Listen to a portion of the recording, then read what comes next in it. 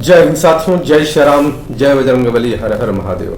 मित्रों, आज श्री रामचरितमानस अक्षरशः कथा ज्ञान यज्ञ के अगले दिवस में पृष्ठ संख्या 614, दोहा संख्या 45 से आगे और सुंदर कांड में हम बढ़ेंगे।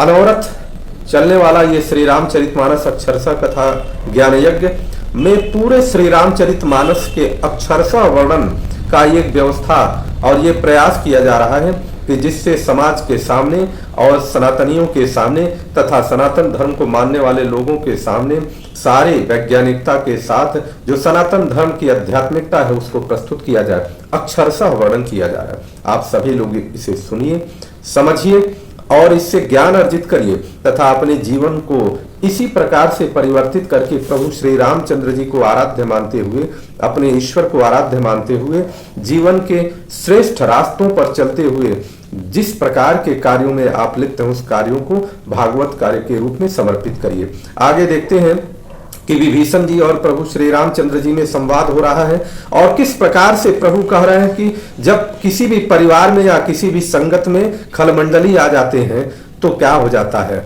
जो दुष्ट अगर साथ में आ जाए तो क्या होगा। किस प्रकार से प्रभु श्री रामचंद्र जी ने बिना अभी रावण को अर्थात लंका को विजय प्राप्त किए ही विभीषण का राज्याभिषेक कर दिया और विभीषण को वचन दे दिया कि अब जो भी ये राज्य है वो तुम्हारा ही रहेगा। और कितना सुंदर ज्ञान देने का प्रयास किया गया है गोस्वामी जी के द्वारा। सुनिए, आगे कहते हैं, विभीषण जी से प्रभु श्री रामचंद्र जी में संवाद होता है। अस कहि करत दंडवत देखा, तुरत उठे प्रभु हर्ष विशेषा।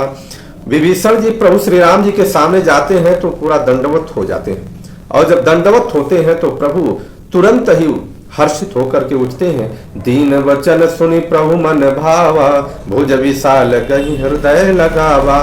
और विभीषण जी के दीन वचन सुनने पर प्रभु के मन में वन को बहुत ही भाता है। उन्होंने अपनी विशाल भुजाओं से विभीषण जी को पहले गले लगाया और फिर अनुज सहित मिले ढिग भय ठारी, बोले वचन भगत भय हारी। लक्ष्मण जी के साथ विभीषण जी मिलते हैं, प्रभु श्री रामचंद्र जी से विभीषण जी मिलते हैं और बोले वचन भगत भय हारी। भक्तों के भय को हरने वाले प्रभु बोलते हैं। क्या कहते हैं, पहला ही संकेत है, हाँ, प्रभु के शरणागत होने पर तुरंत हमें संकेत मिल जाता है, शुभ का संकेत मिलता। कैसे कहते हैं, कहु लंकेश सहित परिवारा, कुशल कुठार बास तुम्हारा। यहीं पर प्रभु ने लंकेश शब्द का संबोधन कर दिया, अर्थात संकेत दे दिया कि तुम्हें अब लंका का राजा बनाया जाएगा। कह रहे हैं कि बताइए किस प्रकार से तुम्हारा निवास बुरी जगह पर कैसे है, अपना पूरा हाल चाल जैसे लोग पूछते हैं उसी प्रकार से प्रभु पूछ रहे हैं। फिर प्रभु अपने भक्तों के दर्द को जानते भी हैं। कैसे कि खल मंडली बसहु दिन राती, सखा धर्म निभहि के ही बाती। दिन रात दुष्टों की मंडली में बसते हो। हे विभीषण, तुम्हारा धर्म किस प्रकार से निभता है मैं तुम्हारी सब रीति को जानता हूं। मैं जानूं तुम्हारी सब रीति, अति नय निपुण न भावय नीति। तुम अत्यंत नीति निपुण हो, तुम्हें अनीति नहीं सुहाती, यही तुम्हारी विशेषता है। और नीति निपुण हो, इसी के कारण तुम वहां पर रह पा रहे हो। बरु भलबास नरक करताता, दुष्ट संग जनि देहि विधाता। हे तात, अब प्रभु श्री रामचंद्र जी कह रहे हैं कि हे तात, नरक में रहना अच्छा है परंतु विधाता दुष्ट का साथ न दे।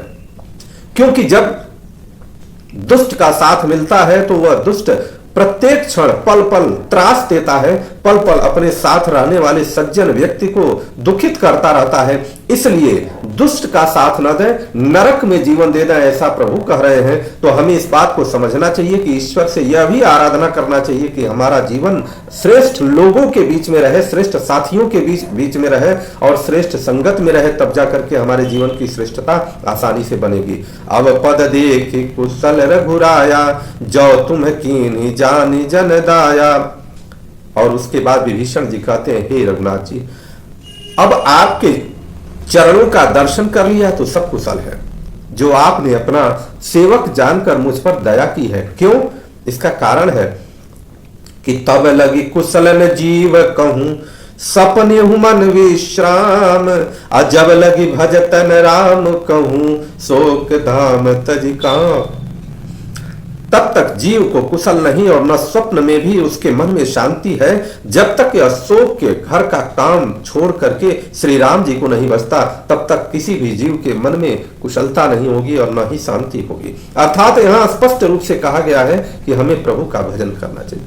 तब लगी हृदय वसत खलनाना, लोभ मोह मच्छर मद माना। लोभ मोह मत्सर अर्थात डाह, मद और मान आदि अनेकों दुष्ट तभी तक हृदय में बसते हैं। कब तक बसते हैं? विभीषण जी कह रहे हैं, जब तक कि धनुष बाण और कमर में तरकस धारण किए हुए जब लगी उर न बसत रघुनाथा, धरे चाप सायक कडिफा था। जब तक धनुष बाण और कमर में तरकस धारण किए हुए श्री रघुनाथ जी हृदय में नहीं बसते, तब तक ये लोभ मोह डाह इत्यादि सब अपने ये जितनी भी बुरी चीजें हैं मन में रहता है। ममता तरुण तमी अधियारी, राग द्वेष उलूक सुखकारी। ममता पूर्ण अंधेरी रात है जो राग द्वेष रूपी उल्लुओं को सुख देने वाली है। वह ममता रूपी रात्रि तभी तक जीव के मन में बसती है, कब? कि जब लगी बसती जीव मन माही, तब लगी प्रभु प्रताप रवि नाही। जब तक प्रभु का प्रताप रूपी सूर्य उदय नहीं होता। ऐसा विभीषण जी कह रहे हैं प्रभु श्री राम से। अब मैं कुशल मिटे भय भारे, देखी राम पद कमल तुम्हारे। हे श्री राम जी, आपके चरणाबिंद के दर्शन कर अब मैं कुशल से हूँ, मेरे भारी भय मिट गए। तुम कृपाल जा पर अनुकूला, ताहि न व्याप त्रिविध भय सूला। जिस पर आप कृपा कर देते हैं उनको तीनों कष्ट, तीनों सूल अर्थात आध्यात्मिक जो कष्ट होता है, आदि दैविक और आदि भौतिक ताप नहीं व्यापते, अर्थात इनके ताप से जलित नहीं होता है। मैं निश्चर अति अधम स्वभाव, शुभ आचरण कीन नहीं काऊ। और मैं तो निश्चर हूं, अधम हूं, स्वभाव से भी मेरा अधम है। मैंने कोई शुभ आचरण नहीं किया है, फिर भी जा स्वरूप मुनि ध्यान न आवा, ते ही प्रभु हर से हृदय मोहि भावा। जिसका ध्यान मुनियों को भी नहीं आता। मुनि तपस्वी जितने लोग हैं, इतनी तपस्या करते हैं, उनका ध्यान करने के लिए उस प्रभु ने स्वयं हर्षित होकर मुझे हृदय से लगा लिया। मेरे लिए इससे बड़ी बात क्या होती? अहो भाग्य मम अमित यति राम कृपा सुख पुंज, देखो नयन विरंचि शिव सेव्य जुगल पद कंज। हे कृपा और सुख के पुंज श्री राम जी, मेरा अत्यंत असीम सौभाग्य है कि जो मैंने ब्रह्मा और शिव जी के द्वारा सेवित जुगल चरण कमलों के अपने नेत्रों से दर्शन किए हैं। इस प्रकार से विभीषण जी वर्णन कर रहे हैं।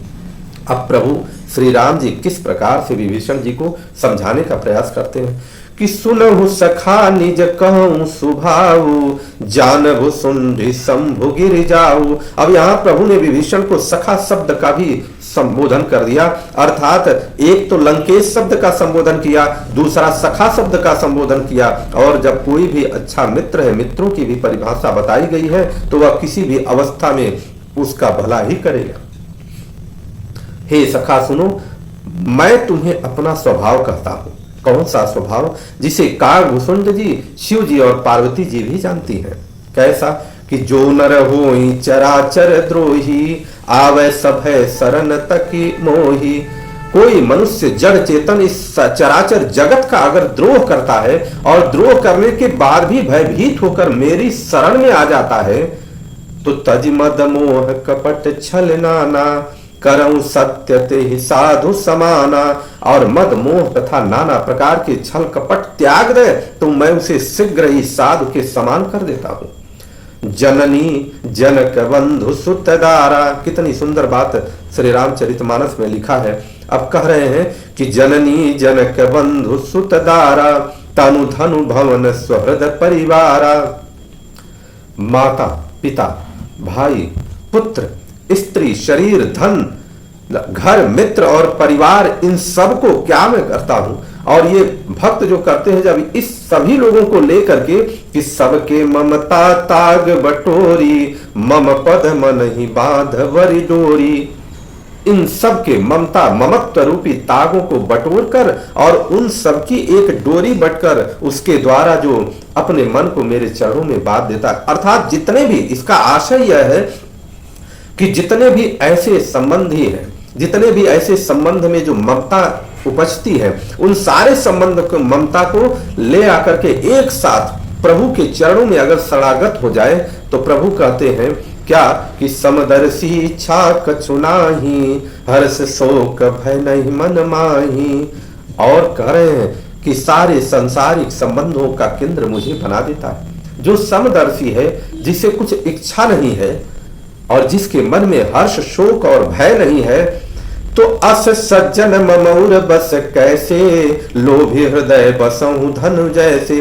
ऐसा सज्जन पुरुष मेरे हृदय में उस प्रकार, कह रहे हैं, मेरे हृदय में कैसे बसता है, उस प्रकार बसता है जैसे किसी लोभी के हृदय में धन बसता है। जब कोई लोभी होता है, उसके हृदय में धन, अर्थात वो धन को प्राणों से अधिक प्यारा समझता है और प्राण चला जाएगा परंतु वो धन नहीं देगा। उसी प्रकार प्रभु कह रहे हैं कि वह ऐसा व्यक्ति, ऐसा सज्जन व्यक्ति मेरे हृदय में उसी प्रकार से बसता है।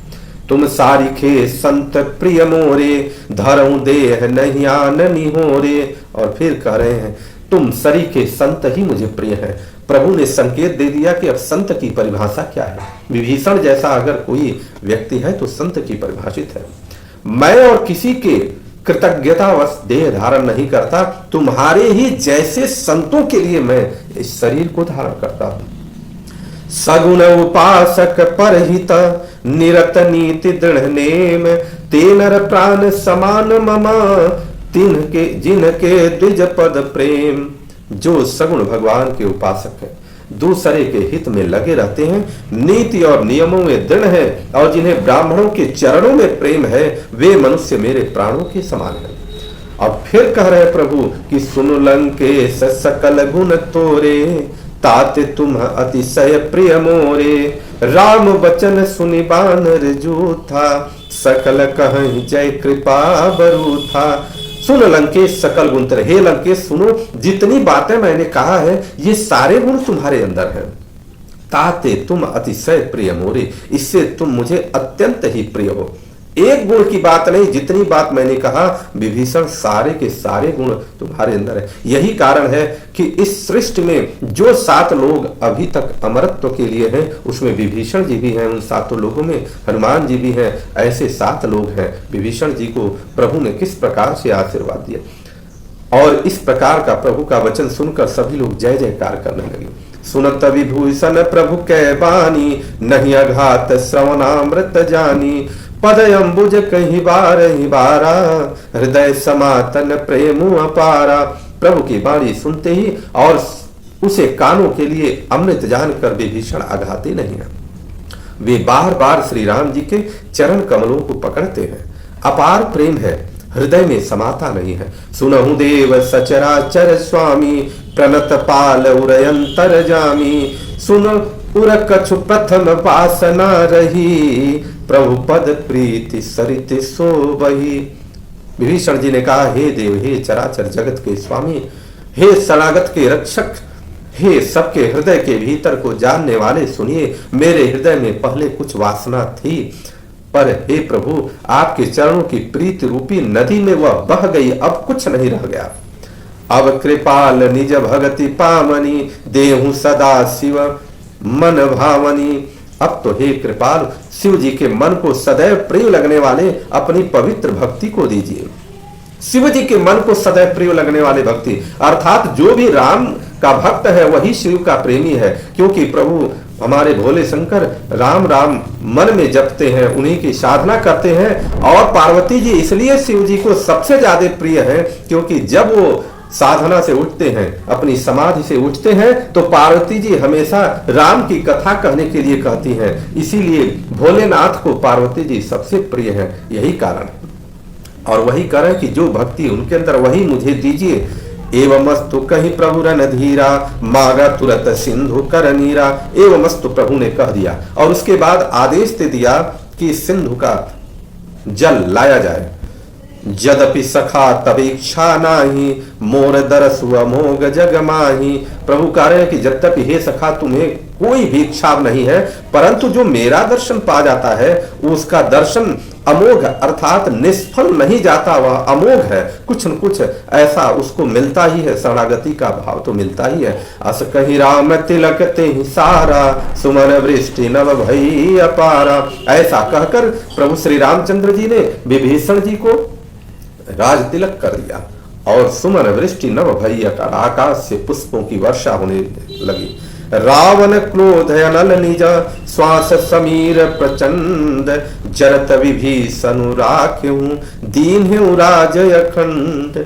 श्री राम जी के रावण के क्रोध रूपी अग्नि में जो अपनी श्वास रूपी पवन से प्रचंड हो रही थी, जलते हुए विभीषण को बचा लिया और उसे अखंड राज दे दिया। और वो भी अखंड राज किसका था? जो संपत्ति शिव रावण नहीं, दीन ही दिए दसमाथ। शिव जी ने जो संपत्ति रावण को 10 सिरों की बलि देने पर दिया था, सोई संपदा विभीषण नहीं, सकुच दीन ही रघुनाथ।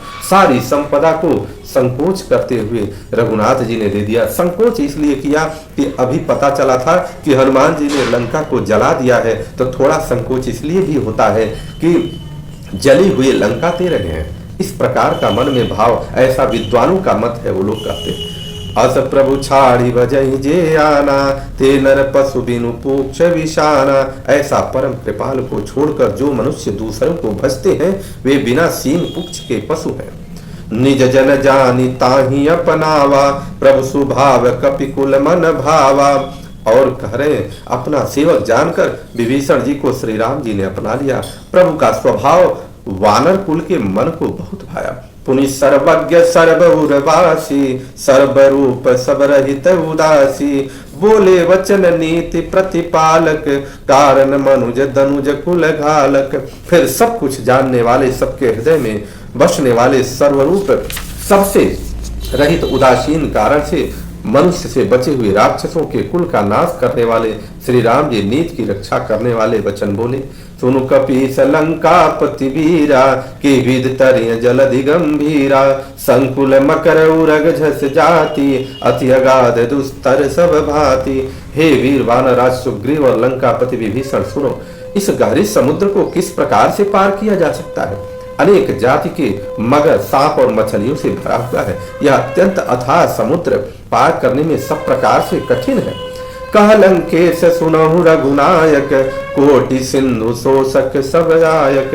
विभीषण ने कहा, हे रघुनाथ जी सुनिए, यद्यपि आपका एक बाण ही करोड़ों समुद्रों को सोखने वाला है, परंतु नीति क्या कहती है? यद्यपि तदपि नीति सिगाई, विनय करिय सागर सन जाई। नीति ये कहती है कि हम लोग समुद्र के सामने जाकर के प्रार्थना करें। कितनी सुंदर बात है। विभीषण जी ने कहा है कि आप कितना भी वैभववान हो, शक्तिशाली हो, कुछ भी हो, परंतु आप दूसरे की संपत्ति को अगर चाहते हैं, दूसरे की संपत्ति से रास्ता चाहते हैं, तो उससे निवेदन करके ही ले सकते हैं। आप अधिग्रहण करके जबरदस्ती नहीं ले सकते।